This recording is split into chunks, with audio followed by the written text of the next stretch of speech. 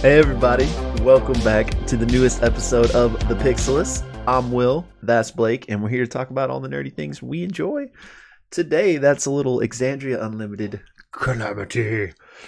Which, Nice. Bro, I've been so excited to talk to you about this. I mean, we're only 2 episodes deep. I was going to say every time, so maybe 2 isn't enough to use the phrase every time. But every time, I've been so excited to talk about this. Samesies. And That's it. Yep. All right. Well, Yep. see you guys next time. Yep. How are you doing today before we jump into things? Good. Yeah, it's good. I feel like life is, I guess it's a sign that things aren't that hectic if we're like recording before Thursday. So, Right? Yeah. I know we were like kind of tentatively ready yesterday, but then didn't actually sit down till today. It's Tuesday, so we got a couple days lead time. Hopefully getting back to our normal schedule at some point. But yeah, I'm good. How about you? How are you doing? I'm doing good, man. I was, that I suffered a head injury, but I was about to launch into that, but I was like, they probably don't know what we're talking about because I don't think we talked about it on the podcast. But head's doing good, so I'm doing good. Nice. Yeah, that was pretty, I guess, cryptic and bizarre for everyone else. But yeah, he banged his head. There's some bleeding, maybe some potential stitches, but yeah, but we're good. Our co-host is good. He has a weird, slight. I can't think of the word to make the joke now. So just never like mind. Completely like new personality. Yeah, something like that. But yeah, hopefully you guys good. Hopefully you guys who are listening, hopefully you are doing well today, and hopefully all of you are enjoying Exandria Unlimited Calamity. Will, let's hear it, man. What'd you think of the episode? Oh, we're doing this before the recap today. Yeah, we usually do it after, don't we? We usually do it after, but we can do it now. We'll do a pre and then a post is what we'll do. Okay. Loved it. I mean, this is some insanely high level D&D, and I mean, when 2 of the best DMs on the planet collaborate, this is the stuff you get, and so amazing. Yeah, it was really amazing. Really enjoyed it a lot. I'm trying not to stall because I have a child screaming in the background. I don't know if you can hear it, but I don't want to do the recap with a screaming child in the background. I don't think I can hear it. Maybe okay. I'm not hearing anything, so I think I'm just pretending okay. I can't hear it too. So, but no, I loved it. I thought it was really good. This was a super lore heavy episode. I actually watched it twice, which. I mean, I think any episode of Critical Role is worth watching twice that I've seen so far. I've enjoyed all of it. This one, I enjoyed it so much, I wanted to watch it again. And also, there was so much lore in it that I felt like I needed to watch it again. So. Yeah, that's kind of been true of me. I haven't like start to finish watched both episodes twice, but I've rewatched so many sections of each one that I feel like I basically have. But yeah, there's a lot to piece together. I don't know if you've been noticing, but I've tweeted at both Matt and Brennan asking them clarifying questions because I'm just trying to piece together like all the different lore and stuff. Neither have responded yet, but fingers crossed. Maybe go toss us a like on those tweets for those of you listening. Maybe help me get their attention. Maybe be a little passive aggressive, guys, and comment and be like, "Yo, why don't you guys respond to your fans?" I mean. Look at the next 4-sided die. They're like, we hate that one guy. Yeah. The Gosh, those dudes are so annoying. Yeah. Well, do you want to do our little recap, maybe? And then I don't know if little is the correct operative word. Tough. I'm going to do my best to truncate and focus on the more important things because I'm doing the second half today, and obviously that whole, you guys know what scene I'm talking about.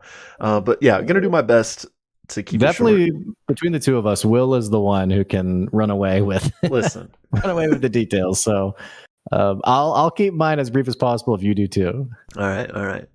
All right. Well, hey, if you're just checking out the video for the first time, we do a recap of the episode just to make sure everyone's on the same page, especially since it's a 5-hour episode. You might miss a detail here or there. And then we peel that replay out, or that recap out, as a separate video. So if you're watching just the recap, you can click on the link in the episode description and see our full breakdown. And heck, if you don't have any friends who watch Critical Role, which is the case for me and Will, and you want to join in on the conversation, go to our YouTube channel, jump into the video, and leave a comment and let us know what you thought of the episode. We'd love to engage with you and interact with you. So having said that, let's talk about what happened on episode 2 of Exandria Unlimited, Calamity. This one was called, I think, Bitterness and Dread. Yeah. Is that right? Yeah. Okay, great. So, like Will and I joked, I'm going to try to be as brief as possible. So much lore in this episode, and so I'll try to summarize where I can. But the episode opens up with Sarah basically looking over the body of this cultist and the cracked mirror nearby that Vespin Chloris did the jump scare, this awesome moment in the previous episode. And he inspects the Hopendod, which is like the automaton steward, sort of the lowest level of what we've seen so far of automatons. And something odd is, as he opens up, he doesn't know a lot about automatons, but as he opens it up, he's expecting to see like an engine or some kind of machinery that implies how it works. And instead he finds basically nothing. The inner workings are missing. It'd be like opening a car hood and the engine's not there. So this naturally strikes him as odd. He gets a ping on his sending stone in his pocket, and it's his son who's phoning in to say that his daughter is sneaking out and going to one of these replenishment parties. It's a really great scene. They have a touching moment where Seraph says, "Hey, I love you, son." Me being the cynic, I'm like, oh no, one of these guys is dying for sure. The son asks, "Hey, when's mom going to be home?" And Sarah's like, as you know, she's an important scientist, hopefully soon. So other than that, and there's a lot of cuts to different party members during this first half, by the way. The scene cuts over to Nidus, who is heading back over to the Golden Scythe, where these automatons are created. And he goes to one of his proteges, Alessander, who's sort of enjoying the party and is wearing this candle on his hat, and basically says to Alessander, "Hey, I need 4 automaton stat." And Alessander's like, "Well, it's the replenishment. We can't spare that at all. Like, everything's accounted for." And he's like, "No, like, this is an emergency. I need them now. Give me..." Basically, like, "You know what I need." And Alessander's like, "You mean you want the taxmen?" Ooh. And there's this really cool moment like of tension across the cast. Who's like, "The taxmen? That sounds that can't be good, right?" And basically he brings out these 4 hulking steel golems that have these swords on their back that are just incredible. And Alessander mentions like these were intended for the month of the replenishment. They're supposed to be in mint condition, and Nidus basically gives his word and says, "I'll have them back in mint condition. You don't have to worry about that." So he takes a porter over to the Meridian Labyrinth, where Laren is at the heart of Avalier. It's these series of engines that are whirring and moving, and there's this large machine with this swinging pendulum, and she is basically doing some final tests to activate a device, an engine that she's been building and working on for some time. Nidus arrives with these golems who basically assist in getting everything in place, and she takes the remains of the solar bow and places it in the machine. It fills with golden energy. And as this happens, as she basically activates the machine, one of the ley lines of Exandria becomes visible and begins flowing through the room, flowing through them. Nidus has this awesome moment of like covering his eyes and just the awe of all of it. And something of interest is Laren is holding this small, think of it as like a toy boat, but this small ley rudder that lifts and then begins to fade and disappears and goes away. And the question becomes, where did it go to? And Laren basically smiles, is almost in tears. She's clutching the locket of Evandran that Evandran had given her a long time ago, and basically says, implying to Evandran, it was worth it. Like, our sacrifices were worth it. And it's very much an implication that something she did in working with Evandran caused Evandran's death. It's a very big moment. She also turns to Nidus and basically says, Now, because of this, it's not going to be a question of where Avalier goes on Exandria next, but where across the planes of existence, implying that now they can travel across anywhere, which is pretty incredible. There's only one small issue. There is a sensor, a large alarm that goes off, basically letting them know that 8% of Avalier's power has been used. And she's like, how could this have happened? And most of this power has come from a nearby engine called the Arboreal Calyx. This is where the lore can get a bit fuzzy, so hang in with me for a second. There's an engine separate to the engine she's been using. The engine she's been using is called the Astral Layrite. It's what she's built to now allow them to travel planes of existence. There's a separate machine that no one really knows much about called the Arboreal Calyx, and like the instruction manual, so to speak, basically says to leave it alone, just keep it operational, don't mess with it. Brennan basically does a massive lore dump explaining that the Arboreal Calyx was put into place 120 years ago, directly after the last apogee solstice, where a certain raven-haired woman ascended to divinity. So there's some interesting connection there, and that the tree was put into place as in part because of something called the Drashari Tithe. The explanation here was that when Avalier 240 years ago, so 2 apogee solstices ago, when Avalier was cast to the sky, what caused them to be able to do that were the mages of Avalier essentially found this mountain called Mount Yagora, where 2 of the prime deities had defeated the primordials, or like 2 really important primordials or betrayer gods. I can't remember the details. And this mountain is full of brimstone. It's teeming with brimstone. And so they're like, let's take this mountain. It's got incredible power and let's use it. Well, the druids of that area who were protecting the area, they lived in this village called Turamunda. They basically were like, no, you can't take our mountain. And they're like, hey, well, how about we take the mountain, and then every 120 years, as a thank you or what we owe to you, we will give you all of the ether and energy that we store up, and it will be the replenishment. Yeah, every 7 years, though. It's every time the cities come back together. Correct, right. So Cathmora is that original druidic city. Avalier is the city that gets cast to the sky because of the brimstone. And this becomes known as the Drashari Tithe, and also known as the Pact of Crown and Throne. Crown being Avalier, throne being Cathmora. And so it's always been portrayed as this very like generous, altruistic event, but actually it's basically a, hey, you owe this to us. And so that's why the replenishment happens. So a lot of information there, a lot of details.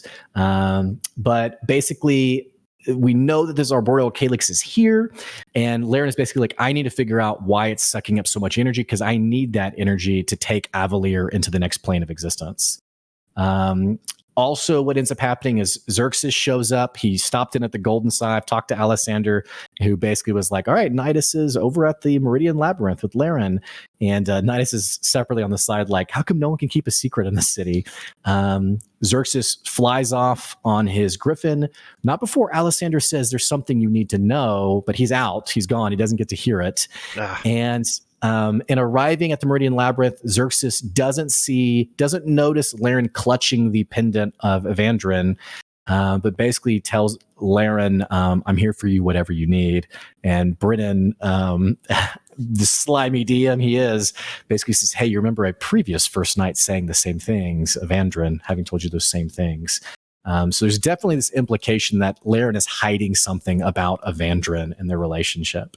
The Ring of Brass gets back together. Laren shares the news. There's this really interesting back and forth, sort of this challenging conversation of like, why would we want to go to another plane of existence? And Laren and Nidus basically say, why not? Like, the only thing that makes the gods what they are is that they get to live in these other planes.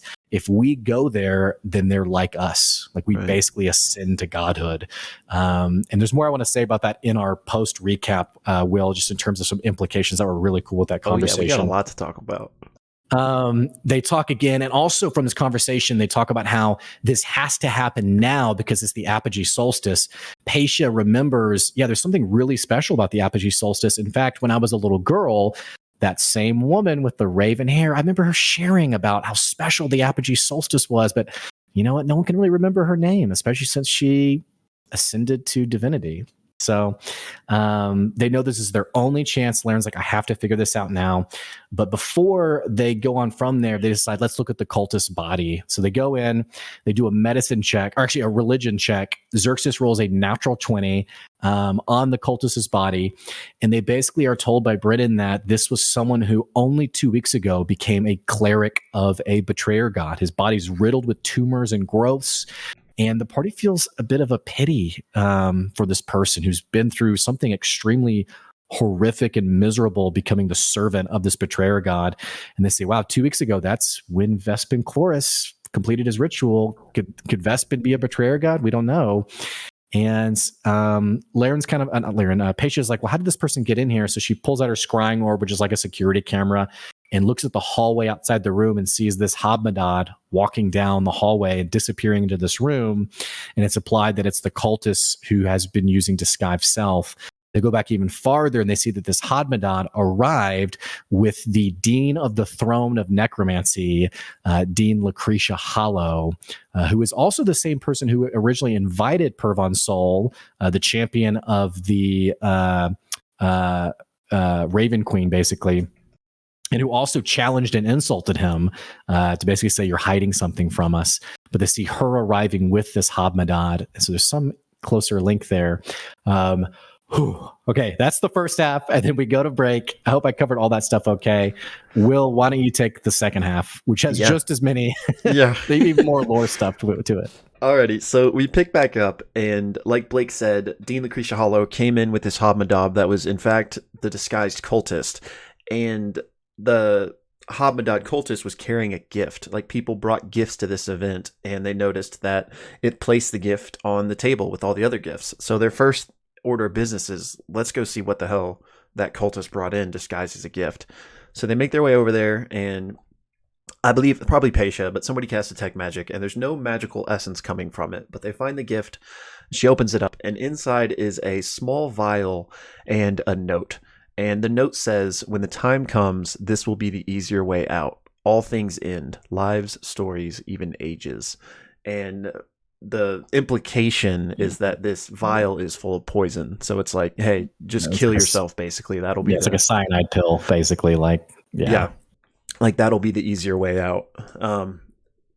Patia shares this with everybody else. Laren takes the vial, immediately smashes it on the floor, and they're like, okay, what the hell is going on here? So Patia immediately tries to scry on Lucretia Hollow to figure out where she is, but she is unable to, and they quickly remember that all of these like powerful, influential mages and wizards wear this thing called a mind shielding ring, which basically prevents them from being scryed on.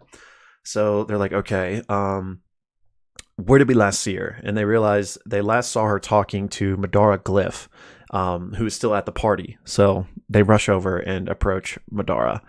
And quickly they find out that Madara has had their memory modified for some reason. So Patia casts Detect Thoughts and kind of dives into Madara's mind to try to figure out what happened here.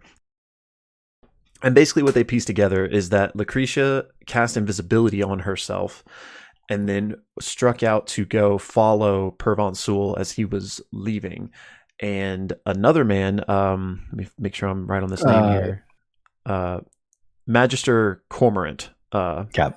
He cast this modified memory spell on Madara. Glyph. Yeah. And then kind of hastily made his leave. And what they saw is that Lucretia Hollow, following Pervon Sol, was going out to potentially kill him. Like she was preparing to cast some sort of like bad spell on Pervon, but was stopped when Xerxes and Loquacious approached Pervon during last week's episode when they were just confronting him and asking him information. So because Pervon was no longer alone, Lucretia did not, attempt whatever she was going to attempt and was foiled in that moment. So they're like, okay, what's going on here? And in this moment, the party basically kind of splits up to do different things. So Laren and Patia decide to go find this Magister Cormorant, maybe get some answers from him. Meanwhile, Loquacious and Sarah decide to head back to the Herald's Tome, which is where Loquacious works, in order to kind of just consult the records that they have on Vespin, see what they can find out.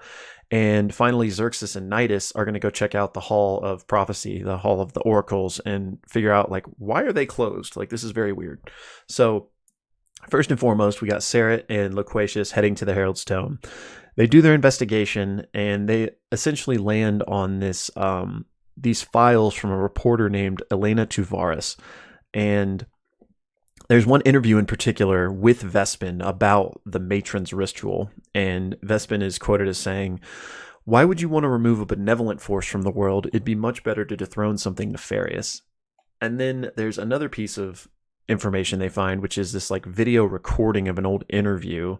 And in the background of this interview, Vespin, Chloris, Lucretia Hollow, and Loris of the Weaver's Mask are all talking. And Sarah is able to read Vespin's lips due to the angle that there is.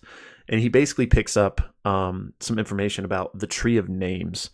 And so then both Sarah and Loquacious are like, what is a Tree of Names? That like kind of sounds familiar. And with a super high roll from Travis, in addition to Loquacious giving him inspiration, he is able to recall that the Tree of Names is this central like artifact of Avalier, something that needs to be eternally guarded.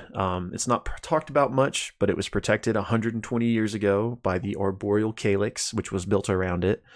Right. And forgot to mention that basically all of the Circle of Brass, that they've split up, but they have a telepathic bond that Paisha has like enabled, so they're all still able to communicate with each other. And so Sarah fills in everybody else about this Tree of Names and what he remembers about it.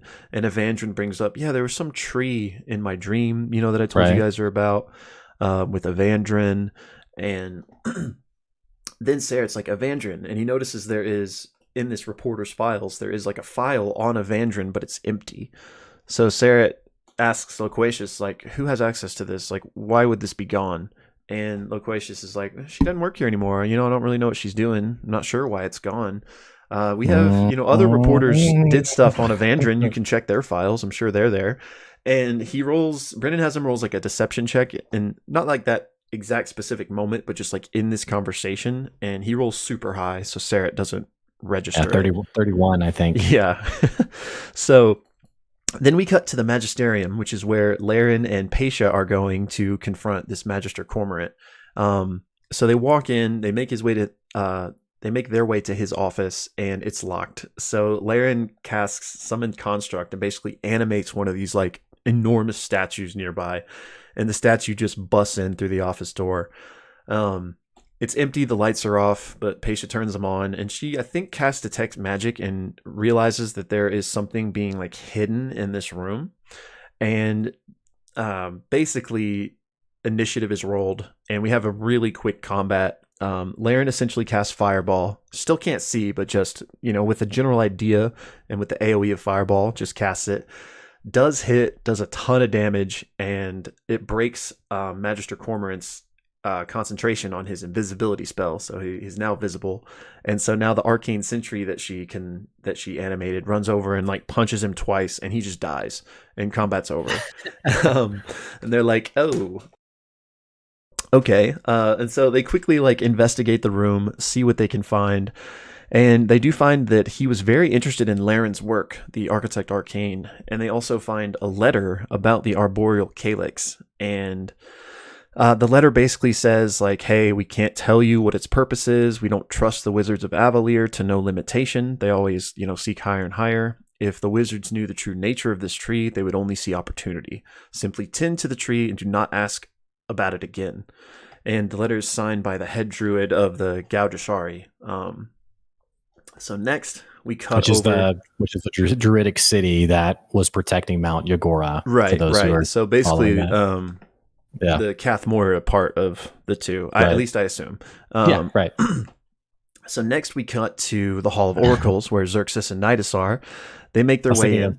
I was thinking of Xerxes being like, how dead is he? He's like, yeah, he's like, yeah, I'm not going to be able to do anything. All right, anyway, sorry, continue. This is where it gets real good. So they go to the Hall of Oracles, and there they see Sophira, who is a young woman and apparently knows Xerxes really well, and a bunch of the Archsept guards, so like the guards of like the main 7 mages that are in charge of everything, and they're like, hey, why is this place closed? And with some insight checks, they basically see that she's like very troubled and has been crying, and basically tells them that the Archsept guards here have been tasked by Loris of the Weaver's Mask to not allow anyone in. And with a super high deception roll, Nidus is like, "Oh yeah, Loris said we could come in. we're here on replenishment business for him." And she's like, "Oh, okay, yeah, yeah." She buys come it. on And in. they're like, "Yeah, okay, well, perfect."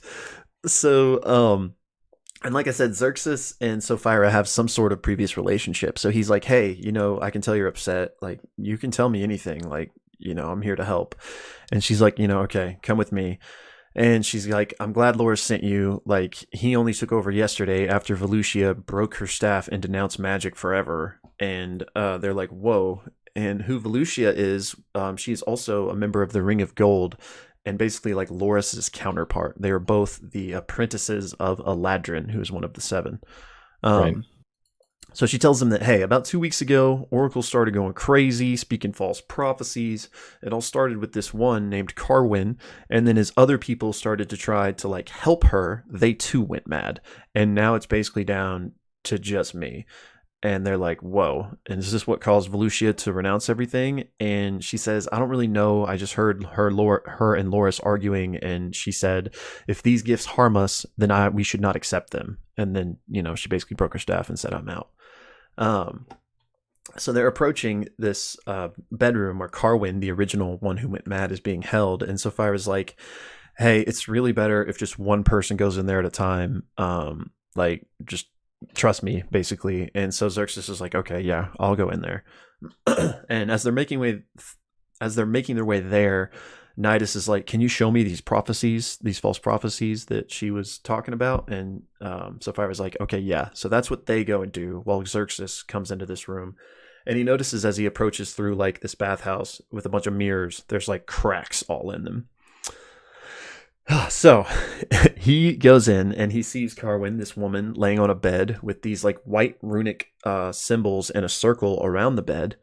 And I don't know if it's like the wall behind her, as in like the headboard, or the opposite wall. I think it's the opposite wall, Okay. like a decoration kind of thing, though, like to set the room ambience. Yeah. So on the opposite wall, then there's almost like this waterfall, kind of a cascade of water kind of pouring down.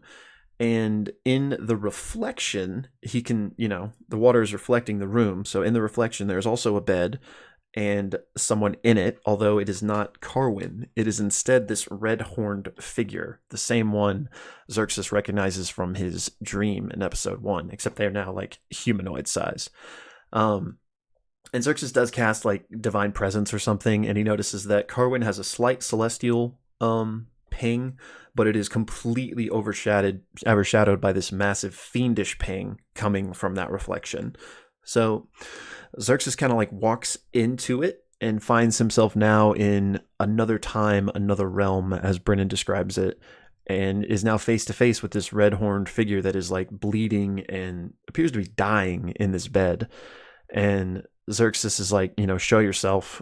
And the creature responds like, I can't, I'm too weak. And Xerxes is like, you know me. And the creature replies, I do know you. I know you well. You saved me.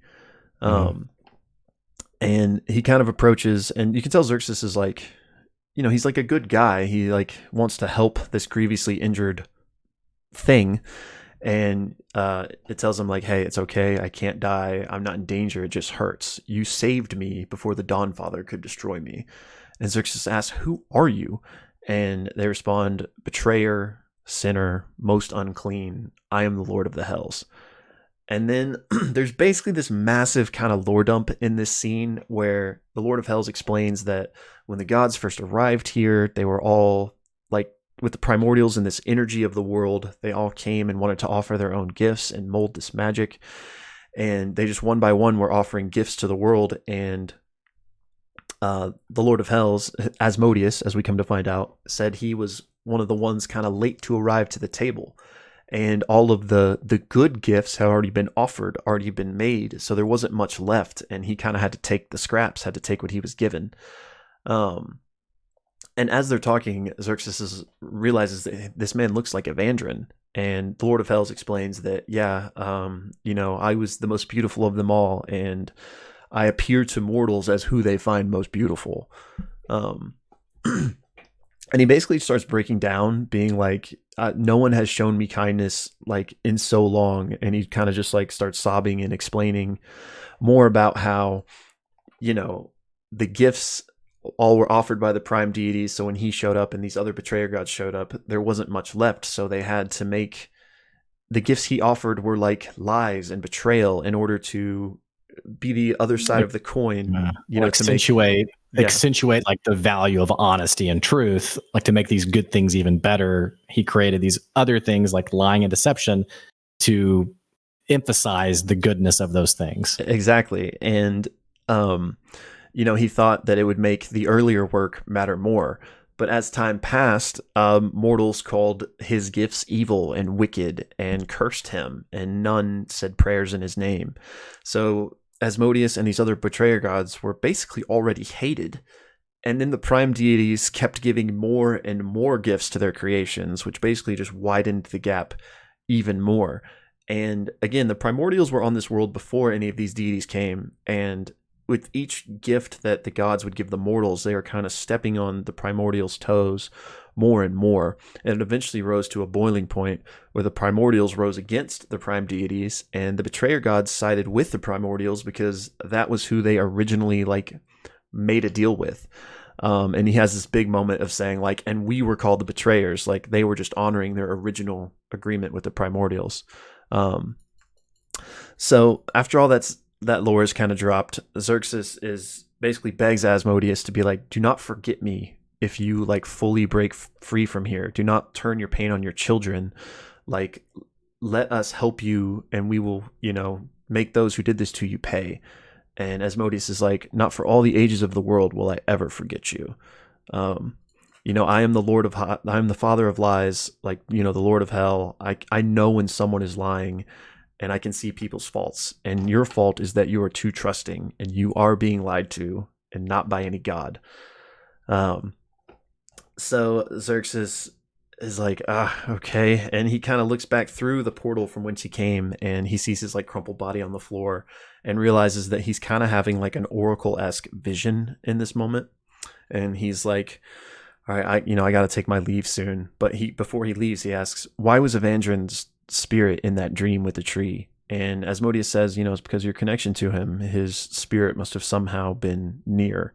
And they have a quick conversation about Evandran, and he's like, did you ever try to bring him back? And Xerxes says, I tried to stop what happened to him, but I couldn't. He was afflicted by this illness beyond my reach. I tried everything. And Asmodeus says, there are lots of ways for diseases, illnesses, and stuff to be stopped. And it's kind of implying that like it's kind of strange that he wasn't able to be saved. And again, reference that he's being lied to. Then he says, be careful. There are many lies in the city you call home. And Asmodeus casts protection from good and evil on Xerxes and says, this will protect you from Fae, Fiend, and Celestial, including myself. There's poison in your city, and you know the shape of it. Xerxes basically nods, steps back through the portal, but gives a final last word of, come find me. So then we cut back to Nidus and Sapphira, and Sapphira is showing Nidus this prophecy, and the prophecy was, the stars are leaving us, our hands cannot reach the limbs of the tree, can no longer scribe the name of deliverance. We will soon be as broken as our promise. Avalier shall fall, all shall fall, and from our folly will the hands that forge the world banish themselves from the broken things that they have made. And Nidus is like, oh yeah, okay, let's go ahead and continue assuming that that's false. And something must have gone wrong because this couldn't possibly happen, right? And in that moment, Laren gets a ping on her wrist cell phone device, and it's Akami Ro, who is stating that everything's going swimmingly with the conjunction of the two cities. They are now above Kath Moira, and their descent has begun. Akami says, I'm going to stay here in the engine room, just make sure nothing goes wrong. And like mid-sentence, she gets like cut off by this gurgling noise, and then the transmission ends. And so the various groups are all like, again, they have this telepathic bond, are like, oh shit, let's go. So everyone convenes toward the engine room. They convene in the Dawn Siege, or Dawn's Ledge, which is near there. And they run into Lucretia Hollow, and she's like, the Ring of Brass. And that's where the episode ends. Oh, there's a lot. Sorry, I tried to go through it. Bro. So if you want to know our reactions, check the link below. Check out the whole video. We want to know your reactions to what the freaking crap just happened in this episode. Let us know your thoughts. All right, let's do we did a little pre-touch. Let's do the post-touch. Will, you and I, we're lore junkies. We love the lore drops. I freaking loved this episode. I thought it was so amazing. Loved the first episode as well. I don't know if I would rank either one higher than the other. This may be the best D&D like episode type stuff that I've ever seen. I mean, it's been really good. I thought it was an awesome episode. I guess it's not really good D&D in the sense of like, they're not like, it's storytelling, right? They're not like necessarily like doing a lot of like the mechanics of D&D, I guess. I mean, they are, but it's not like your, living room table game, I guess. But in terms of like content, it's been amazing. Yeah, it's almost like a play, which you could argue that a lot of D&D is like a play, but this especially, I think, because we already know the end in a way. Like, we know where the story ends. We don't know the details of it, but this is like almost like a retelling of some events where, like, I think all the players kind of had maybe a hand in crafting this story a little bit, to some extent. I don't think they like know what's going to happen or anything. But as opposed to a normal D&D game where, you're making the stakes, you're making the story. Here we're in a box, if you will, and it's just done with such high level of skill and mastery that it's just so good. So I get what you're saying, that it's D&D, but it's also kind of more of a traditional story, more so than like a normal D&D would be. How would you like rank it in terms of, because you've seen 3 campaigns now, or 2.5 campaigns, like where would you put this mini series, I guess? And maybe it's not fair to compare since you're talking like 100+ episodes versus 2 episodes, but yeah. I don't know, what do you think?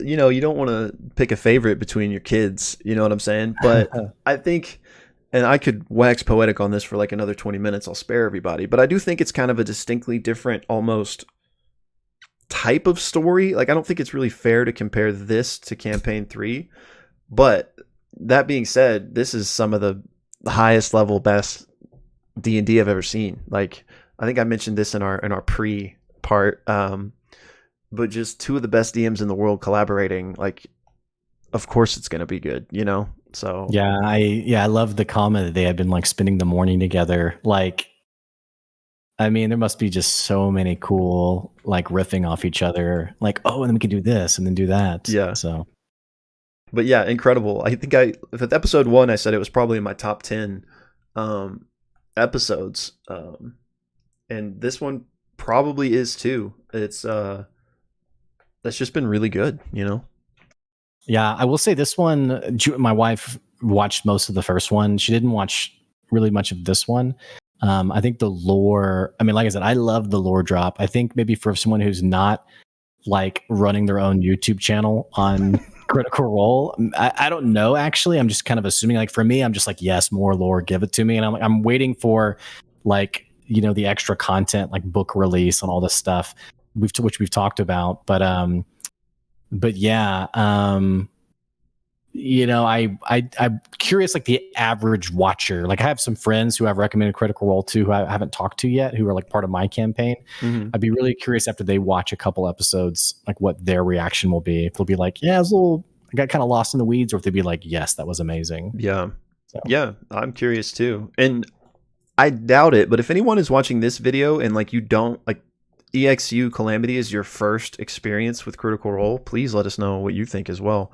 Because I'm interested in that demographic as well, because there has been tons of lore which we're eating up, but it also feels accessible. Like, I'm sure there's lots of names that somebody new to this is like, who are they talking about? What's going on? But I still feel like Brennan's does a pretty good job of like layering it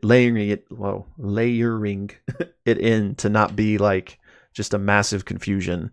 Right. But yeah, so would love to hear some perspective from people like that if you're watching. Well, where should we start today? Oh my gosh, dude, there's so many different things. I've tried to put some extra time aside today because I just knew there's so many great things to talk about. I know you said you watched chunks of it a couple of times. Like I said, I watched the episode twice.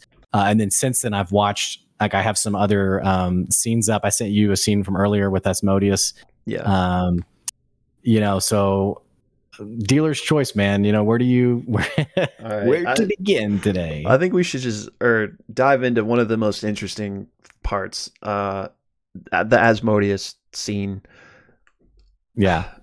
Do you believe him?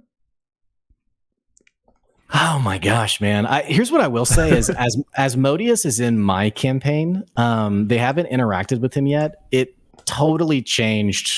This interaction totally changed how I want to approach Asmodeus, because I was originally considering like your kind of more canonical evil, this is a Lord of the Hells, real bad dude. Yeah. And then I thought what Brennan did a great job, and I'll just say from now on, whenever I say Brennan, we can also maybe imply also Matt, because we know Matt's probably involved, but I also don't want to detract from the genius that is Brennan. Yeah. Because this is my first foray into watching Brennan Lee Mulligan. Me too. He is freaking amazing. He's so good. And so I don't want to detract from that at all. But again, we'll just know I'm sure Matt was involved in some of this too. But the way he characterized him, there was some really awesome callbacks to like the Christian Lucifer, who, we know Lucifer was like the most beautiful of all the angels, I have some notes here that I've written down.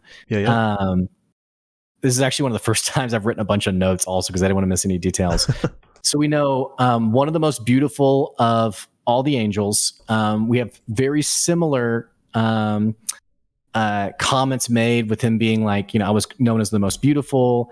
And there's also things he says that seem very genuine. Like, I always said that, what was it? The face on Dominus, like it was the smile. And like, he's like kind of like proud of his work, I guess. He's like, we're not supposed to take credit for anything in particular. But all that to say, his conversation feels very genuine. And so I think there's one of two things that are happening here, and it doesn't answer your question at all.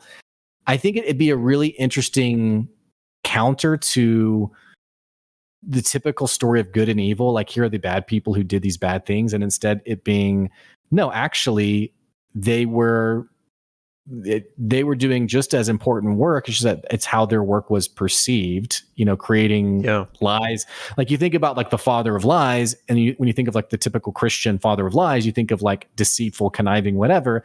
And it's like, no, like in a totally morally indifferent term, I am the father of lies. I created lies. And so yeah, it could be.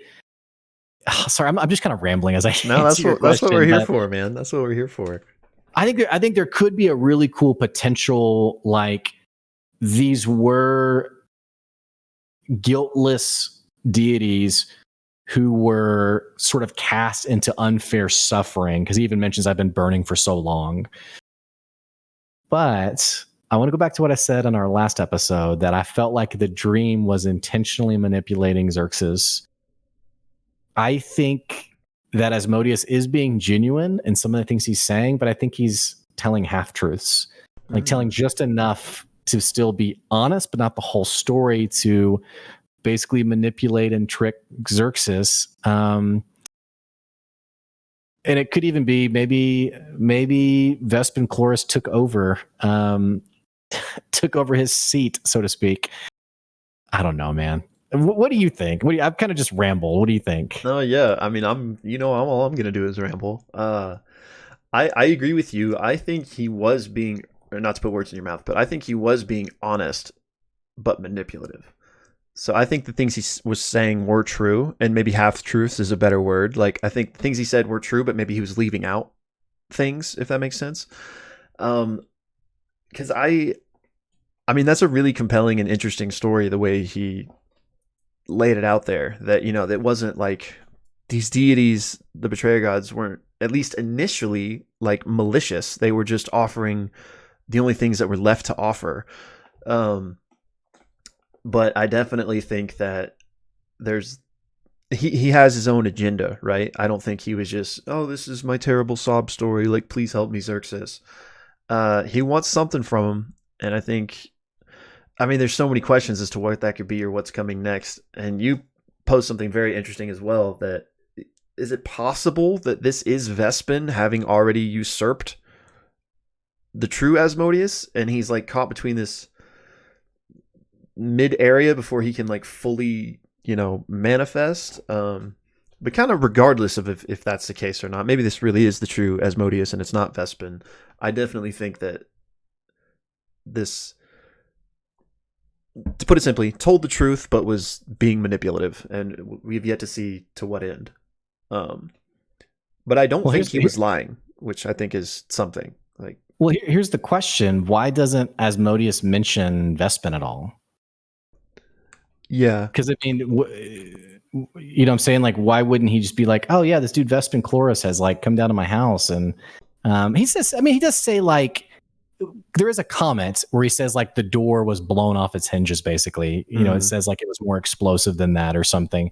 So I guess he does reference it. But it's interesting that he doesn't give any more insight, like, hey, this dude showed up and he's like trying to take over my house, or that lack of conversation makes me a bit more suspicious to Asmodeus and his intentions. And like you said, it could be a half truth. It could be his story is completely accurate and he was unjustly imprisoned. I think the implication of him being honest and just and like just trying to get back to Dominus, that part may be something that we're just inferring. Maybe he's like, I've been unjustly imprisoned and now I'm going to make everyone pay. Like, right. And Xerxes, even like, you could still be evil but not have been originally evil, I guess, so to speak. But right, dude, like, how about, sorry, go ahead. No, I was just gonna say, like, even if everything he said was true and he's been imprisoned and basically tortured for thousands of years, I don't know. Like, yeah, I'd be pissed too. Like, he kind of is justified to an extent in, wanting revenge. Well, how about Xerxes being like, "Don't forget me," like, bro, I got I got some vibes. He was like, "Don't," which Luis was amazing, by the way, in this whole scene. Yeah. But he was like, "Don't forget me, like, please, like, I will help you." Almost like pledging. Like, remember, Xerxes doesn't have a deity; he doesn't have a god, right? And he's basically pledging his allegiance to Asmodeus. And Asmodeus basically says, for all time, I will never forget you, Xerxes. Which I got some, and I think the whole cast got some vibes there of like, are we the baddies? Like, yeah. I don't know. That was that. And also, I don't know if you feel this way too, but I'm also curious, and actually I don't want to like sidetrack us too much, but like it made me wonder, like in CR3, are we going to see a demonic Xerxes who, after 10,000 years of serving Asmodeus, like this is an evil, I don't know. I mean, that's like kind of where my head goes, is like, yeah, what's the connection? Which there may not be any connection, but yeah. Yeah, no, I thought the same thing with those lines. And so we were talking about, Asmodeus, if he's lying or not, or what his things is. I think an interesting other side of that coin is Xerxes's intentions. Like, I think there might be more to him than just, oh, I need to help this person in need. Like, he may have his own, like, because we know he like basically disdains the gods, and I want to get into a whole thing about Evandran, but I don't want to go there yet. So I just think there might be more to what. Didn't he tweet something like there's more happening here than? Oh yeah, he did. Because weren't people like talking like, oh, and just totally broad brushing this just for the sake of the conversation, people being like, how could Xerxes be so naive, and like kind of even like picking up on Asmodeus's comment of like, you're too trusting. And I think he tweeted back like, well, there's actually more happening here than maybe you realize. Because maybe he's sort of playing Asmodeus a bit too. That's what I'm wondering. Because think about this, we sort of naturally assume, like, you see Asmodeus laying on this cot, like writhing in pain, and us as the viewer, speaking for myself, but as the viewer, there's an immediate distrust. It's like, okay, what are you doing here? Like, are you really hurt, or are you is this one of those like, call an ambulance, but not for me. Like, so you have this immediate distrust. I think the cleverness of Xerxes is the exact same unassumingness, and yet we don't have the same like apprehension or suspicion. And so I think there's some merit to that tweet of there maybe Xerxes is a bit more conniving is maybe too harsh a word, but at least a bit more clever than we've given him credit for. Yeah, I agree. I don't think he's as naive as you maybe would just get from the first glimpse of that picture. Because again, I don't want to get into the Evandran thing yet, but this is a man who is like, he's claimed this city is not my home. Like, I know that this place is filled with vipers. Like, and he lost the love of his life. Like, this is somebody who has like for lack of a better word, a chip on their shoulder. Like, this isn't just a naive, like, sees the best in everyone. I think he is cynical. So I think that there's definitely some depth to maybe that interaction on both sides. Right. And one thing I rewinding a little bit, when you said like it's kind of weird that Vespin was not mentioned at all. Obviously, could be for manipulative purposes, the whole host of reasons, but maybe it is, if he is telling the truth, maybe, he was locked behind this prison gate or whatever, the door blasted open, like you mentioned, and now he just finds himself here. Like, maybe he has not had any direct contact with Vespin, maybe Vespin didn't even try to usurp him. Maybe it's somebody else. And so maybe Asmodeus is just one of these betrayer deity. I mean, obviously, I think he has a more important role than just random betrayer deity. There was a comment. Sorry, go ahead. No, I was just going to say that it is at least possible that the absence of Vespin mentioned wasn't like a lie or manipulation. Right. Maybe he just really hasn't interacted with him at this point. Well, there's also this interesting think about that. Like, let's just talk about like the rules of ascension, I guess, for a second. We know that the matron of ravens, when she ascended, she killed the god of death, whatever, and name was wiped from existence. She took over. No one remembers her name anymore. It's kind of a really interesting like mental thing that only 100, like again, 120 years seems like a lot in our time, but again, in their time, Rapacia was a little girl, and yet no one remembers this person's name. Right. Well, we still know Vespin Chloris' name. Right. His name hasn't been wiped, which maybe the rules are different for a betrayer god, but to me that implies that he's not yet usurped a betrayer god. Or again, maybe his motive never was. Maybe it was to blow the doors off the cage, I guess. But there's also a comment earlier, I don't remember if it was end of episode 1 or in episode 2, where Loquacious, maybe him and Xerxes are talking about their conversation with Pervon Sol. And Brennan basically, I don't know if there's an inside check or what happens, but sorry, I had to fly. Basically, the comment to Loquacious is you get the implication that what is being done is not yet done. Right. Like it's in process. And that's just my generic comment on, I don't think Vespin has become or stepped into that seat yet, if it even is his desire. That's just kind of a random comment, I guess. Yeah, no, I agree with you. I think a similar comment was made this episode, I think. I think it was when, I don't remember exactly, and it's not important, but like I think Asmodeus was like, this is an Exandria, and he's like, yeah, you're somewhere in between. So like, what's happening is not finished yet. So right now, and of course, this is the whole juiciness of the whole story, but it's like, and I don't know. I don't want to like change subjects yet because I don't know. We might have more to say on this, but who amongst them, if not all of them combined, is the triggering thing that is going to set this off and be that final, domino? Yeah. Like, is it Xerxes trusting him? Is it, Right.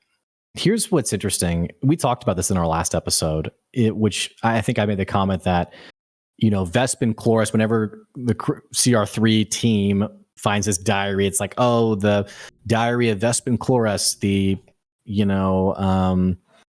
known for causing the calamity, basically.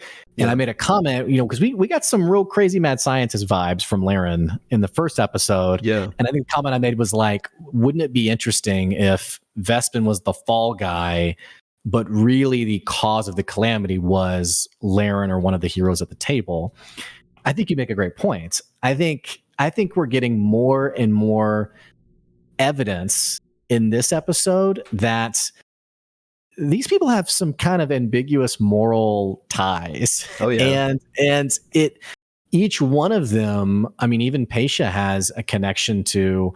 Paisha is a bit unassuming in the sense of like, you're like, oh, cool, daughter of the Grand Master, whatever. And then you find out that she knew about the experiment all along. She's like, of course. Yeah, of course I did. And so there's definitely this vibe of, okay, which one of them sort of pushes over the domino that causes the spiraling out? And maybe you're right. Maybe it's all of them in some way play a role. I'm kind of pissed at how mismanaged this city is. How come no one why is there no one to report to or be like, hey, this seems like a big deal? It's like, but well, I guess what would be a plot hole, and this is also kind of changing the subject. I want to come back to this comment in particular. It seems like a plot hole. Like, why wouldn't they like phone a friend? Like, hey boss, like I think something super bad's happening. I think it actually speaks to the arrogance and the ego of like, we're untouchable. It's Avalier. It's the Age of Arcanum. It's very unique. Well, I won't get too much into it. But all that to say, I totally agree. I think there is some implication of one of them, if not all of them, in some convoluted mess are contributing to the final events that we know are coming. Yeah, 100%. And I think the arrogance and hubris is like a big theme, and I feel like that's definitely playing into it, you know. And I mean, because they're the self-proclaimed Ring of Brass, right? That's not like an actual thing, to my understanding. Like I feel like they're like a secret group, and that's just what they call themselves. Well, Dean Lucretia Hollow refers to them. She says, the Ring of Brass. Oh, you're right. You're right. As they arrive. My point was that, like, shouldn't you call the Ring of Silver or like the Ring of Gold or go see the Seven? Like, this seems like a big deal. But we know that at least the Silver and Gold are both implicated, members of them at least. Lucretia Hollow is part of the Ring of Silver. Yeah, and Loris is a member of the Ring of Gold.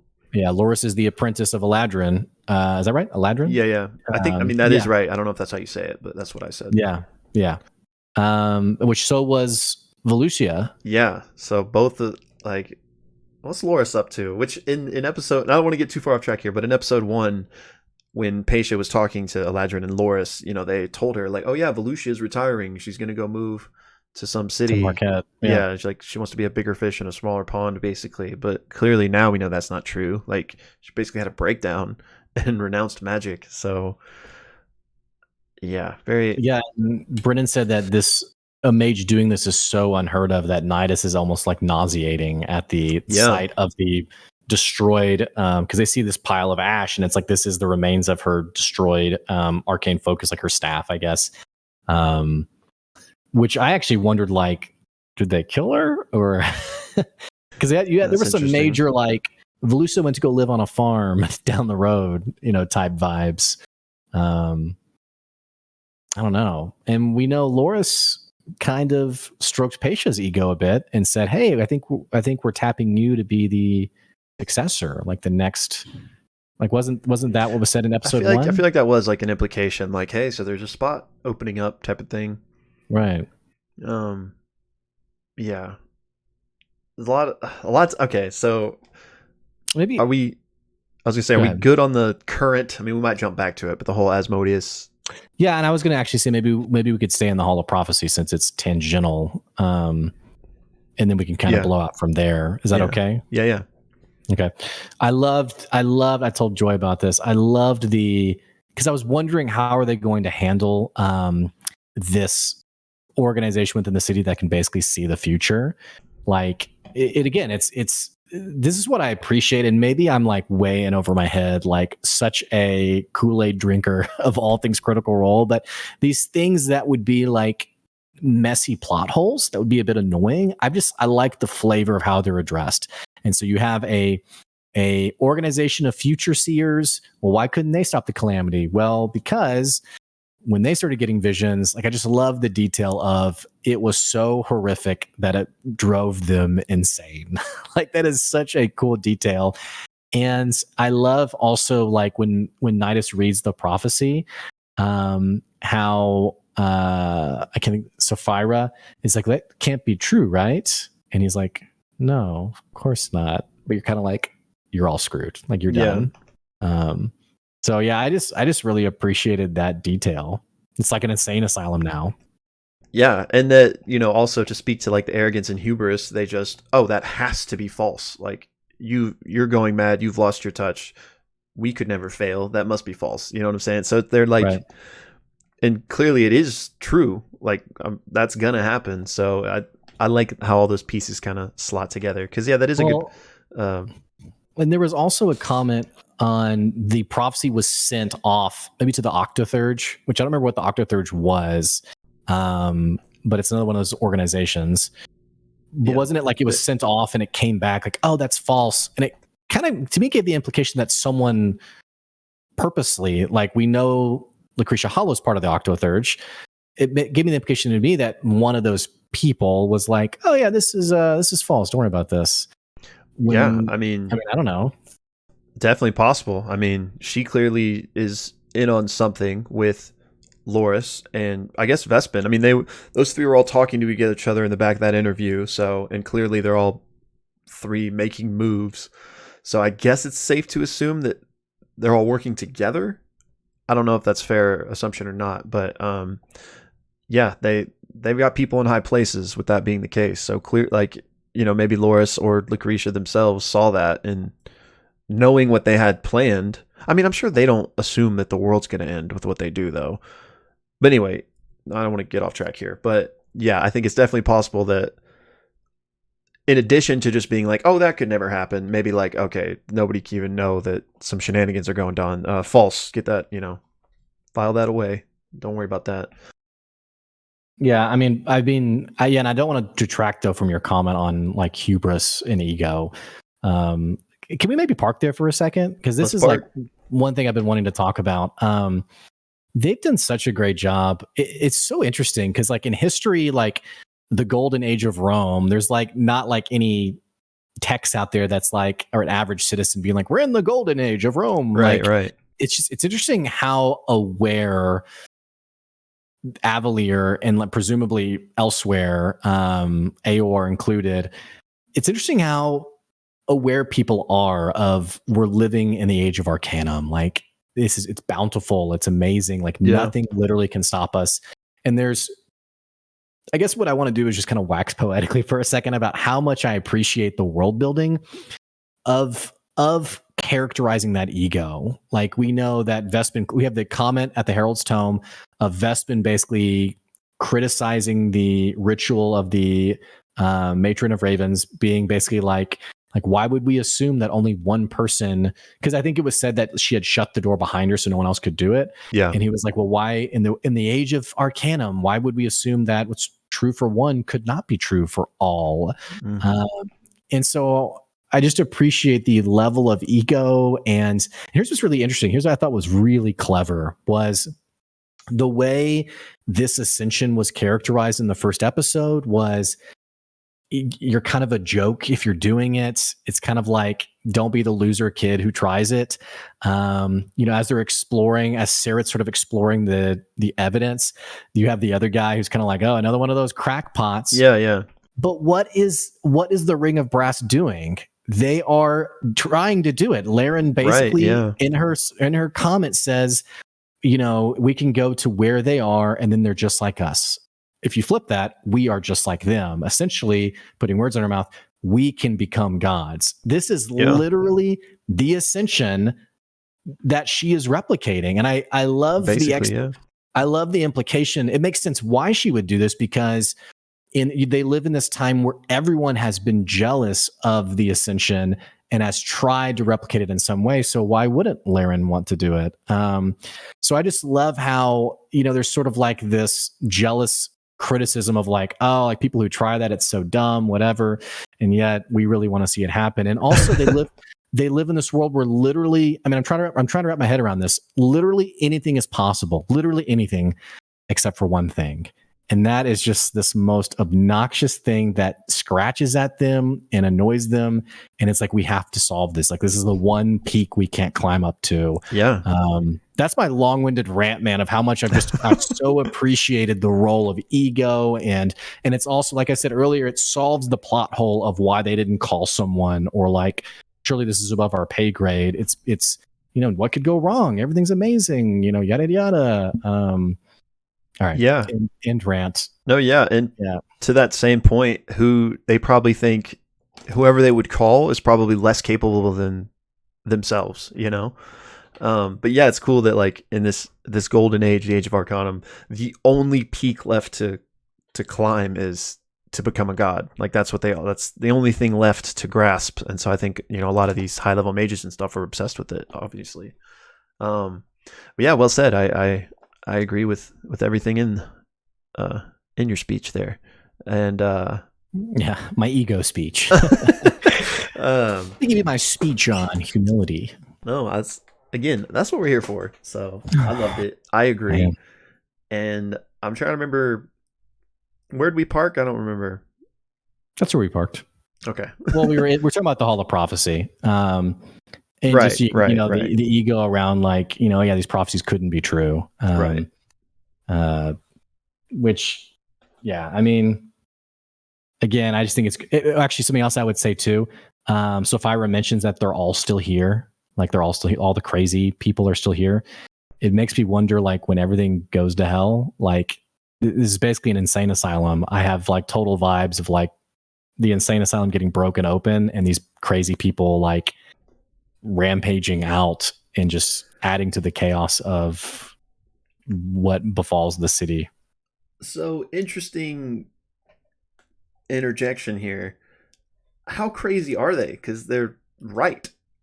I think they might just be labeled as being crazy for daring to speak that this may all come tumbling down. And maybe they descend into lunacy. I'm not sure, but I'm wondering that. Like, what have they actually lost their minds, or are they just labeled that because they're spouting things people don't want to hear? I assume there's like not an off button. If your whole job on a day-to-day basis is a gift of seeing the future in whatever terms that looks like, I'm assuming there's not an off button, and so you're getting flooded with the end of the world. Like I was trying to explain this to my wife, like the calamity is not just like a bad moment; it's like literally the end of the world. Yeah, like an apocalypse. Like it is the apocalypse. And imagine if you woke up one day and you had a dream of the end of the world, and those dreams kept happening. I assume that it maybe started as like, that was a bad dream, like that. Yeah. I don't know about that. And I mean, getting faced with the end of the world on a daily basis, I think would drive someone literally insane. Yeah. There's fair. Probably some people in there that are lumped in though, who are just like, they want to grab a beer, and just kind of see it all burn down, but instead they're like locked on a rubber room, Yeah. So I don't know. Sorry, my mind's just kind of rolling right now. So we know Loris is the one that got the place shut down.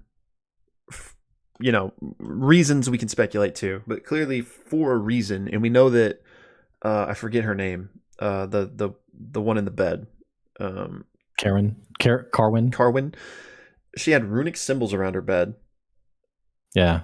Is that because of Asmodeus like inhabiting her? Maybe like does Loris? I don't know. Like they were like white sigils. I kind of got the implication of like the futuristic version of like a like you're crazy. That's why this is here, not because there's like restraints, like the vest restraint thing, whatever. That's the vibe I got, but I don't know. Because there was this, and also the fact that he did detection of good and evil or whatever it was, and since celestial from her, but then fiendish elsewhere. So I don't think he's like possessing her. I don't think. Yeah, I mean, I think that she's crazy. Let's make sure she stays there. I think that's the most reasonable explanation and probably the most probable as well. But Loris shut this place down for some reason. He clearly knows what's going on here. And if he is connected directly to Vespin and whatever this ritual they're trying to do is, maybe Asmodeus needed to be like imprisoned in a specific place for the next stage of this to happen or something. So yeah, I don't know. I'm not really going anywhere with this, but it's interesting to think about, because why is he there if it's not It's directly in between, connected? right? Like, why is he like Yeah, in the reflection realm of this woman? there is like a waiting room vibe of like, okay, what are we waiting on? Yeah. But yeah, and the other question with that too is what is the Weaver's mask, by the way? Do we know? Which, by the way, Weaver I think is a really clever title, by the way, because Weaver is implicit of a spider who weaves its webs, and so that I infer from that like deceit or trickery or what have you. I got the same vibe. But do we know what the Weaver's mask is? I don't. It is possible that is a known entity out there, but I am not sure. Okay, I gotcha. Yeah, I just Googled it and I don't see anything on it either, other than just like Loris was part of the Weaver's mask. I'm like, okay, that's not helpful. And I wonder how is Loris, do you think, puppeting Evandran? I don't know. I mean, there was Evandran could be part of it. I mean, I don't know. True. The one thing that stuck out to me after, finding this out this episode was in episode 1 when Pesha was talking to Evandran and Loris at the statue or whatever. Like one of the final things is like, I heard that your friend Sarah was investigating these artifacts brought over from Vasselheim. Somebody tried to reattempt the ritual or whatever. He says, now whatever you find out about that, don't go to the usual channels. Come to Loris to tell me directly. So it's interesting that like he was trying to head that off. Like, you put that in front of me first.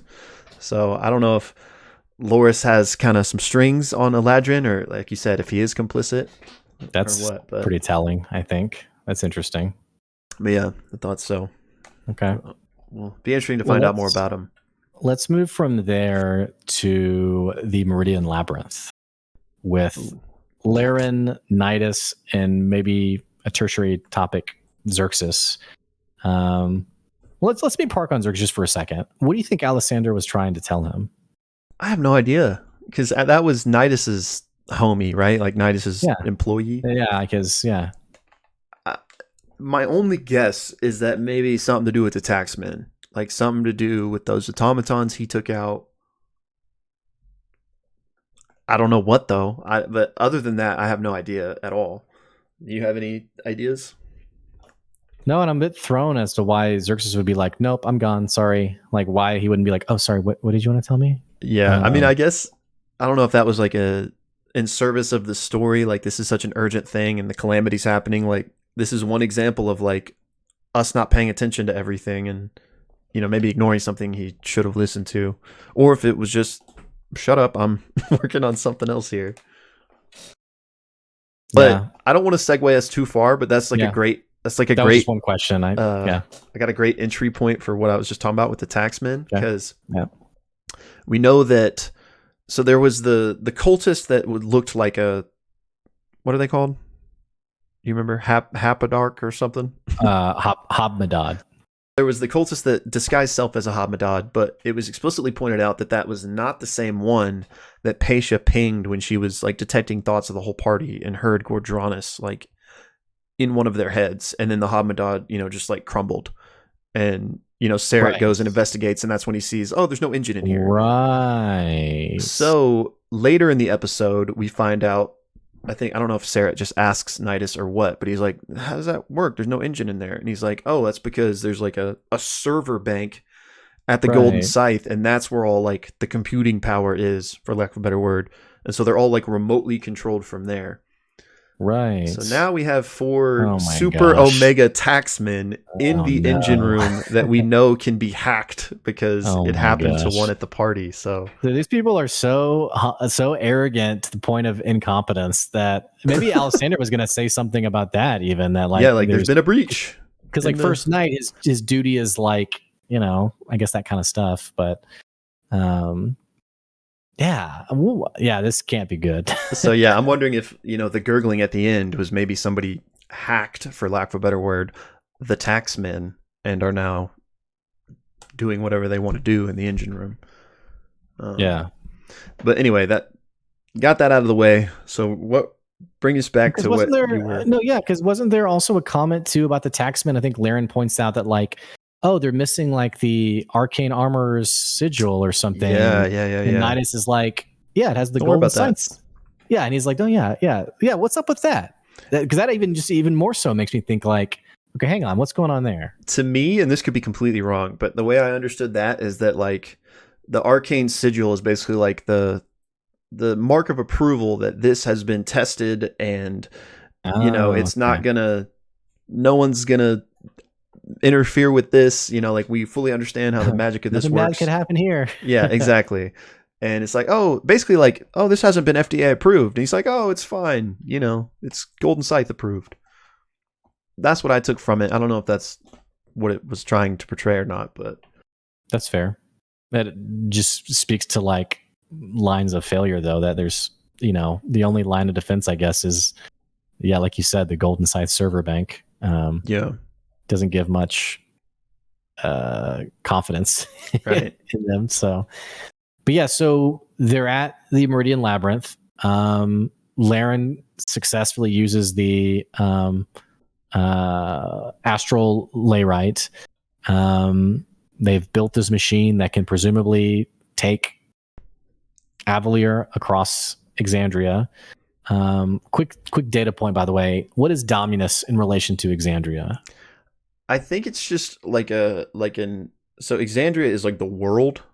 Right. Dominus, and somebody please correct me if I'm wrong, is just like a continent, like an area of the world.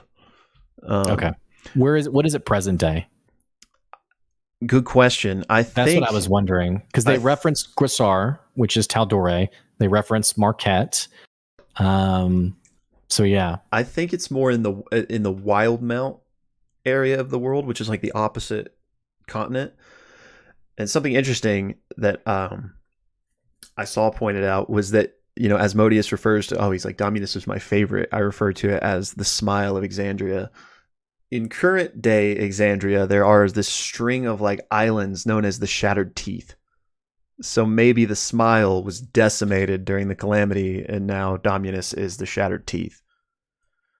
That's a really cool detail. I saw somebody say that on Twitter, so I can't take credit for that, but I was like, ooh, that's cool. I love that detail. Yeah. Oh my gosh. Oh, these guys are so screwed. I know. So here's what I think. I think there was a detail I think I forgot to mention in the recap, or maybe I did say it, I can't remember. But after the test is successful, the little toy boat disappears to another plane, presumably. Laren basically says like, it was worth it. It was all worth it. To me, implying, sorry, Evandran, but and this is why I said mad scientist vibes. It's like, some of you may die, but that's a risk I'm willing to take. Yeah. Presumably he, like in some early tests, was near the machine or something, and maybe the actually I guess Xerxes' dream, he said that he saw like the petals fall on him and made him sick. So maybe he was like standing between the two machines. I don't know. I mean, but is it safe to say that Laren basically caused Evandran's death? I think so. I don't know the exact details. Like maybe he was even a willing test subject, or maybe it was caught in the crossfire whilst being down there while she was doing some stuff. This I got like a whole spiel, or a whole like, I want to dive into it with you on the whole Evandran thing. Clearly, I think that's, if not, she is in some way responsible for his death. Let me put it out that way. And the whole like, oh, this first night of Avalier, sitting here telling you he'll do whatever he can for you. You've heard that before. So clearly they had like a close relationship. And so maybe he would have willingly tried to help her in this endeavor, right? And things went wrong or whatever. I feel like that's almost a certainty at this point. And this ties back into Asmodeus maybe being manipulative. That dream showing, Evandran saying people are lying to you. For my money, he's trying to slowly reveal to Xerxes that his closest friends have like conspired against him and hidden the fact that they're partly responsible for his husband's death. It's also safe to assume that Loquacious knows about this. Agreed. Right? I'm Right. curious to get your pulse on this though, because I think Okay. he does, and I don't remember the exact moment, but there's that moment where he made a deception check, and we didn't really know necessarily what it was for. Laren says you couldn't be, because he says, "Why didn't you tell me?" And Laren says, I couldn't trust you, and I can't trust you to keep secrets. Mm-hmm. And he says, "You have no idea the secrets I've kept for you." Yeah. And then Brennan has Xerxes roll an insight check and Loquacious roll a deception check. Yeah. And outrolls him basically. So for the current thing I'm kind of latching onto is we know that later in the episode when they reveal the experiments, Laren, Patia, and Nidus, they kind of tell the rest of the Ring of Brass, hey, we're working on this plane shifting thing. Loquacious is one of the ones that wasn't in the loop on that, which to me, if he was like knee deep in this conspiracy regarding Evandran, why wouldn't he know that part of it? So to me, he wasn't aware but found out. Like, and maybe even that reporter whose files are missing, maybe she found out and brought it to him. Like, hey, your wife is responsible for Evandran's death. And he's like, you're fired. Give me those files. Get out of here. And so maybe this, like, you don't know the secrets I've like kept for you. Maybe he knows this and has covered it up, and that's his role in it. And maybe even why they got divorced. Like, maybe, oh, he's a player, he's cheating on her and stuff. Like, maybe that's all kind of an act, and really they, like, this secret between them was like a cancer. Yeah, I mean, you see your wife who you love is responsible for some noble person's death. Maybe it just changes how you see her for sure. Yeah, I agree with everything you said. I think that's definitely what happened with his reporter. Was she was doing some, because presumably it'd be a big story that the first knight dies from a mysterious sickness. Yeah. And so she cracked the case, so to speak. And I doubt that he was like, don't tell anyone this. I think, he probably like downplayed it or something and then said like, hey, you do sloppy reporting, you're fired. Yeah. And then on the side, tossed the file. I just think about how do these conversations go before, like the out of character conversations like with up, Brennan. Yeah. Like, okay, let's talk about Loquacious, your character. Here's the things here's what happened, yada, yada. Cause Sam in that moment, effortlessly was like, oh yeah, I guess she got fired. I don't know. That's a weird file. And it wasn't really suspecting. It was kind of just like, oh yeah, whatever. Mm-hmm. And he delivered it so just Sam. Yeah. That I just thought, okay, there had to have been a conversation. Like he knows what is in that file for him to have feigned ignorance so quickly and so well. Right. And one point they're all talking about like, man, everyone has secrets. And Sam goes, I don't have any secrets. And Brennan goes, Sam, I know you have secrets. So clearly there was, and this is not to get off subject here, but earlier when, comparing this to like Critical Role proper, it is kind of a different beast. Cause I think there was a lot of like filling characters in directly to like these big events and big ties that they're going to have, which is not the case for, campaign proper that's starting low level and, is going to progress to the eventual high stakes and stuff. Are we heading to some kind of reveal that a character interacting with an NPC was actually interacting with Sam, with Loquacious? Because that would be interesting. He has high deception rolls. He's a changeling. He's had 2 deception rolls. I think we're both over 30. I had this thought, but I steered away from it. I think that could definitely be possible. The thought I had it in was if he was complicit in the whole Evandran thing, which again, for my money, he wasn't, but he found out about it and covered it up. But if he was complicit in it, then what if he shape changed into Evandran to put on this whole, oh, I'm sick charade, when in reality, like, he was transported to another plane of existence and never heard from again, like because of this experimentation or something. Because that's what in my mind, that's what I want to have happened. I feel like it fits nicely with things that have happened, that Evandran poofed to another plane and maybe he came back, and because wherever he was sick, or maybe he just never came back. But him saying there's some, Asmodeus saying there's some harsh magics on trees of old, like maybe he was transported to some place. I don't know. I'm rambling here, but to cycle back, I think it would be really cool, and definitely on the realm of possibility that Loquacious was somewhere in the story we didn't know that it was him. Right. We do know Evandran was, I think Xerxes said he was coughing up like some kind of ephemeral goo, I guess. So maybe, went somewhere and came back. You have to wonder why he wouldn't just tell Xerxes everything, but maybe he was catatonic, or maybe he didn't realize, it's like being in a room filled with radiation. You don't even know, that your life is over until, it's like that show Chernobyl, if you ever saw it. I didn't, but I heard it was great. Yeah. Well, anyway, it doesn't matter, but yeah, I mean, we said this actually in the very first episode when we were describing our reaction to Excelsior. The first episode was Brennan said in the opener of Calamity, he said, this is a story of something, something, something, betrayal, yada, yada. And one of us made the comment, okay, it's implied this is about the betrayer gods, but what if it's actually about betrayal between the party? And I've just, hey, we're pretty good at our guesswork here. It feels like that's what we're heading to. It feels like we're heading to something that's going to fracture the Ring of Brass. Xerxes presumably finding out what caused Evandran's death. I think that's what it is going to be. And I almost wonder if Laren's going to have to make a choice on the right choice of, putting aside her ambitions and like saving Avalier, or going full force into, like this is our only shot. It's the only chance I have with the Apogee Solstice. And I don't know if one of them is going to be like an explicit baddie, but I think definitely we're heading towards a fracturing of some kind.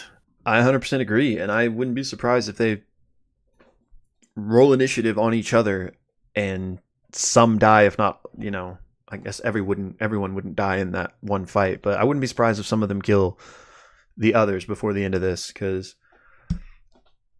to me, Asmodeus, well, again, I think he's telling the truth. I think he's being manipulative, and I think his main thing that he's setting up is for Xerxes to find this out about the Ring of Brass and turn on them. And for him turning on them for whatever reason will enable the Calamity in some form or fashion.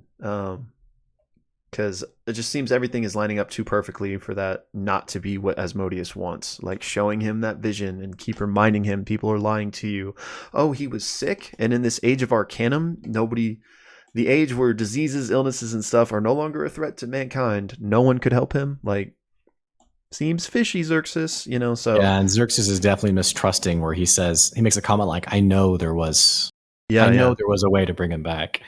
So he definitely has this seemingly a level of contempt for, he even calls Avalier, says it's not my home. Yeah. And this is a super reach here, but like I said, I rewatched parts of this and that was one of them. The verbiage there, the syntax of, did you ever try to bring him back? And if he was transported to another plane, did you ever try to bring him back? But I'm sure they just meant from death, but could be. Because Xerxes wouldn't know that he was transported. Right, but Asmodeus could. So he was like using like the clever turn of phrase. Yeah. But again, like I said, super reach, but turn of the screw. Oh, that's right. Throwback. Oh man. Okay. There's one other thing that I want to touch on, which we can touch on little things or whatever too, but there's one main thing I want to make sure we touched on real quick if we're wrapping up. The arboreal calyx. Yeah. And what exactly this is. Yeah. So what we know is it's siphoning energy. It was protected after the matron's ascension, and it is obviously somehow tied to that ascension or the gods, like in some way. And it's called the Tree of Names, and we do know that she struck out the previous god's name and her own name from existence. So does the tree somehow tie to that? Like, can you remove a name from the tree and that strikes all knowledge of it or something? We also know that when Laren did the experiment on the toy boat, there was a surge of energy that the arboreal calyx sucked in. And I know I'm just rambling here, but I'm wondering, since it's clearly tied to the matron and the ascension and stuff, if this was put in as a failsafe after the betrayer gods were locked away, to keep them away. And since it registered, oh, there's a plane shifting thing happening here, bolster the defenses of the prison wall, let's say. So that's why it sucked in all that extra energy. And maybe, I don't know, maybe that's just what it's for, is it's in some way related to the prison. And that's why always make sure it has its energy. Don't worry about what it does. Like, that's just there. Don't touch it. With the tertiary thing of maybe it also has something to do with names being forgotten from history. I think that makes sense in some way, because the druid basically says, like, basically protect it at all costs. Yeah. So yeah, I mean, it could also have the names of all of the deities and betrayer gods on it. And so maybe, like you said, it is connected to the Ascension ritual. And because I'm thinking also to the prophecy that said, like, we can no longer reach its limbs or something to that effect. I don't know if that means like the tree gets destroyed, but so we know, just totally out of game for a second, we know that Critical Role can't use the Wizards of the Coast formal names because of copyright issues. Mm-hmm. So they call him Lord of the Hells. They don't call him Asmodeus. They don't call him Pelor. They call him the Dawnfather.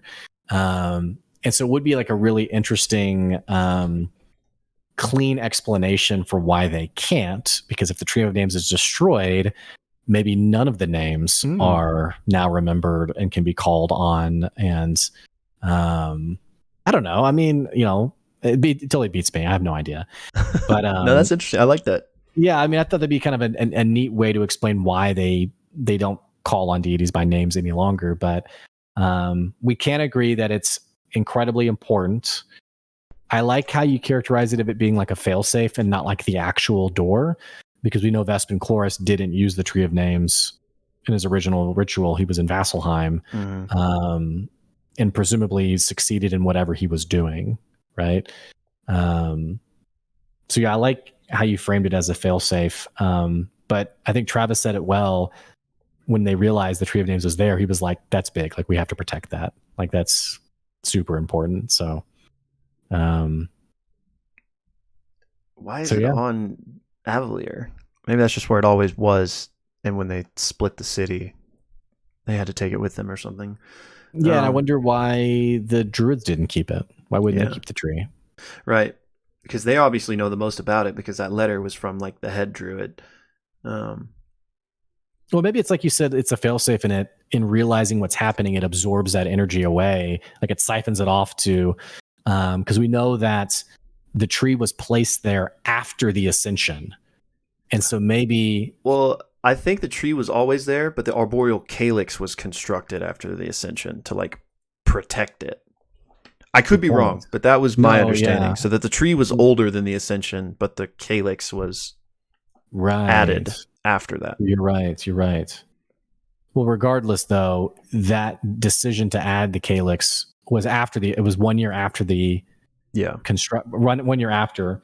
And so, yeah, maybe it I don't know, maybe the calyx mechanically in interacting with the Tree of Names is the failsafe, alert, major planar event happening, absorb all energy. So I don't know, but me neither, but I wanted to toss that in.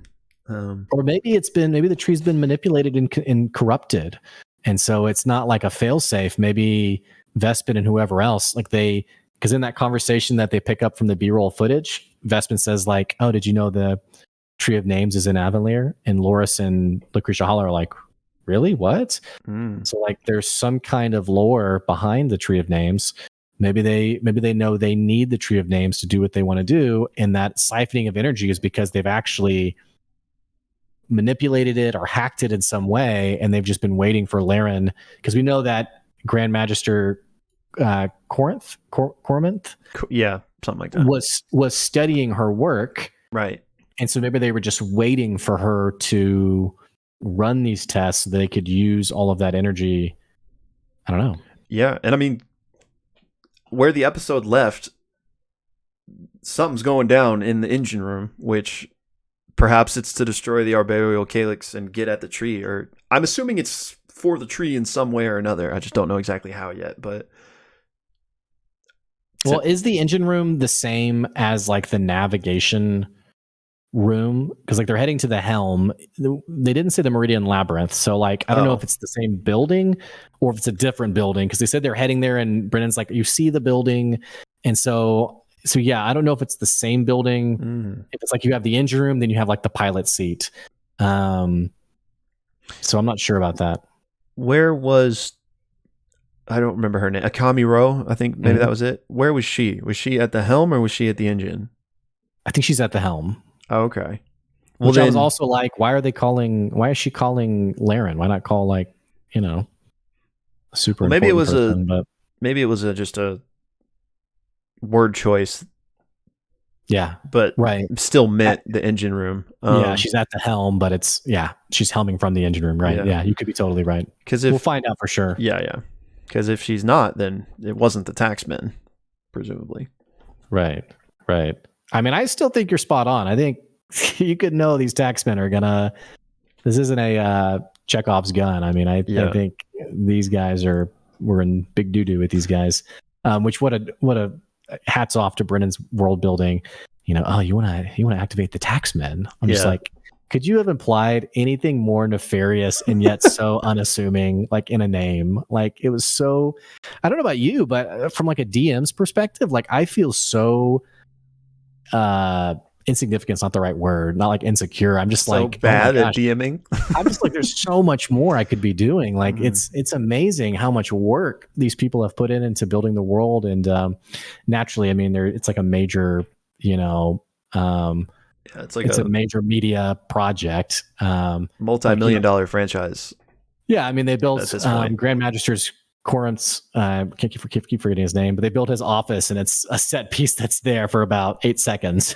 Yeah. And so, we would never do that, but it's definitely made me think like I want people to watch it, but I also don't want my players to watch it because I don't want them to be like, hey, so and then you can steal stuff and they won't know. Yeah, right. So, which actually one of them started watching Critical Role, and he was like, "You totally stole, and that's where we'll end." And I was like, "I did." Because I always ended on a cliffhanger, Yeah. In typical Matt Mercer effect. But the one cool thing for my players watching Critical Role is one of them being like, "Oh wow, I could be doing like so much more with my character. I thought I was supposed to just go from point A to point B." So anyway, all right. What else, man? That's pretty much it for me. The main things I wanted to talk about. I am interested in. Maybe it's nothing, but who Sarah's wife is, what she's working on, why she's not there. There's not really much to discuss there. His wife is more fuel for the tears. It'll be just one more character that dies. Can you imagine like the world crumbling and he calls his son on the friggin' stone, says his goodbyes. Ugh. That's what's so painful about this. Like the people who are kind of like morally, like you're like, like Loquacious, you're a cool dude. I like Sam Riegel, but it'd probably be okay if you died. Someone like Sarah who seems like the actual like just trying to do the right thing and like has his kids. I'm just like, oh, I feel bad for you, bro, but you're probably dead.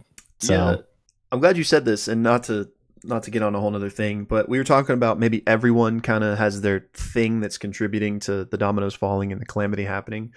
I feel like everyone does except Sarah. And so I don't know if there's still something to come there, or maybe he is just this detective noir that puts the pieces together too late, and that's his kind of. I think Sarah's flaw is he's biased. You have people who are doing questionable things who are close to you, and I think it's like the thing of like for evil to exist, you need good men who do nothing. Like it's almost like there's some really questionable things happening. He's like, well, I know them. It's fine. Yeah. And maybe in an unbiased way, not like they're like robbing people, like not like that, but I mean, like he's too close to it, I think. And I think if he was objective and step back, he would realize that he's actually, his lack of, stepping in is actually what makes him complicit, like in an inadvertent way. Fair. So this insanely perceptive detective can't see what's right in front of him, and that's kind of dooming the whole city. That's 1,000,000% fair. It just, it doesn't seem like he has a secret like almost Right. everyone else does. So I'm curious if he does, Yeah. or maybe it is just this kind of sad, kind of ironic thing that the detective couldn't piece this together in time. I do feel like we're playing like the ultimate D&D version of Clue. You know, like who done it, who's gonna do it. And did you see the tweet that it was like it was like their scheduling tweet for the week of like what to expect, and they said be prepared, this week is extra long. Oh no, I didn't see that. So they tweeted out that this week is extra long, and just to be aware for your like your scheduling or whatever, which I think is interesting because they didn't tweet that last week. Last week was 5 hours. So yeah, must be how long like is this 6 episode? or so. I don't know. That's crazy. Must be some combat though, because that always slows down. Yeah, only 2 episodes left, man. It's a bummer for sure. I liked EXU the first go around. I liked it for what it was.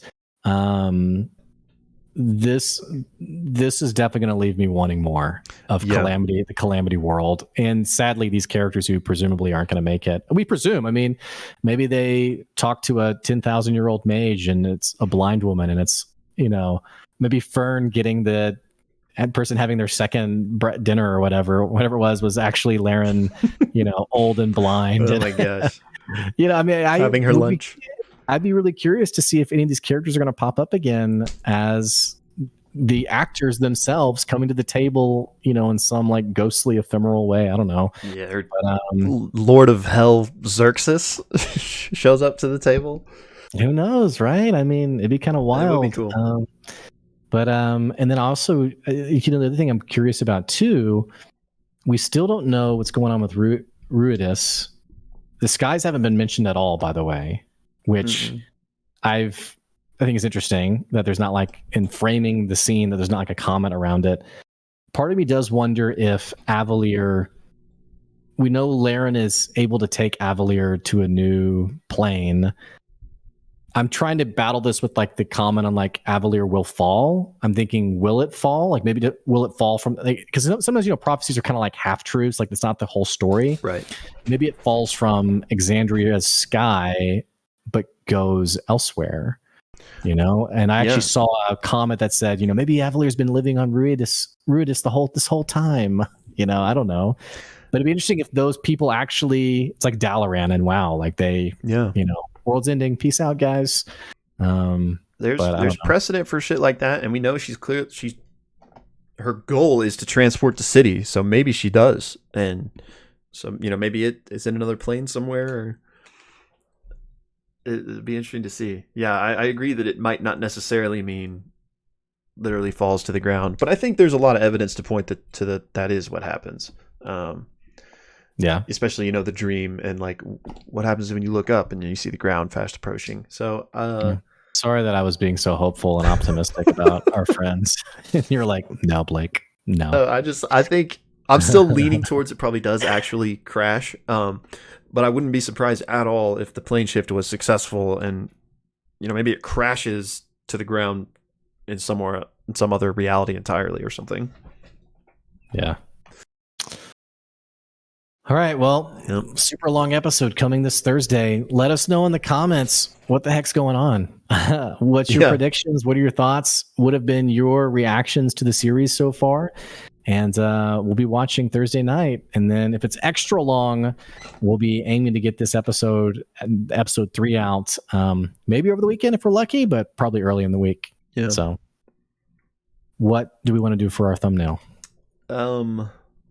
I had an idea coming into this, and I've now forgotten that because I had a new idea.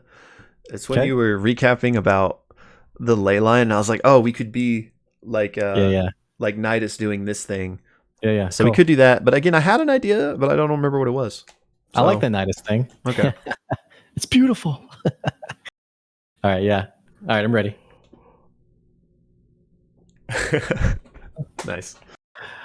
All right, don't forget, you can check us out on our Twitter at the Pixelists, and don't be a stranger. Let us know what you think. So having said that, enjoy this Thursday's episode, and we'll catch you later. Bye, y'all.